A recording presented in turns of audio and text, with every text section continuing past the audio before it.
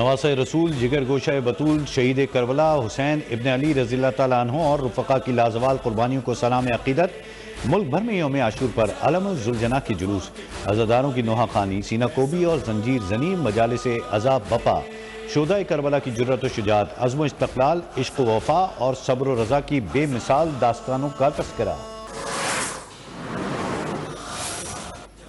کراچی میں نشتر پارک سے برآمد ہونے والا جلوس منزل کی جانب گامزن ایم اے جناح روڈ تبت سینٹر پر نماز ظہرین کی ادائیگی۔ شدید گرمی کے باعث کئی عزاداروں کی حالت غیر، جلوس مقررہ رستوں سے ہوتا ہوا حسینیہ ایرانیہ کھارا در پر اختتام پذیر ہوگا۔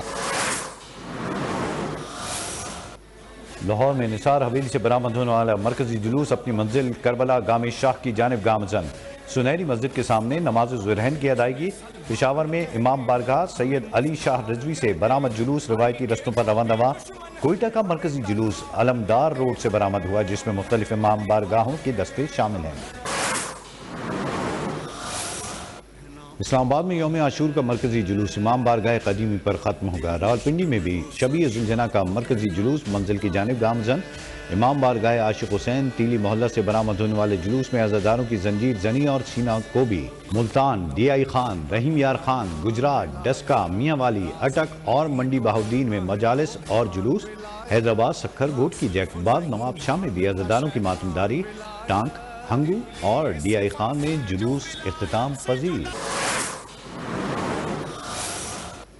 یوم عاشور پر سیکیورٹی کے سخت انتظامات، سی سی ٹی وی کیمروں کے ذریعے جلوسوں کی مانیٹرنگ، حساس مقامات پر موبائل فونز اور انٹرنیٹ سروس بند۔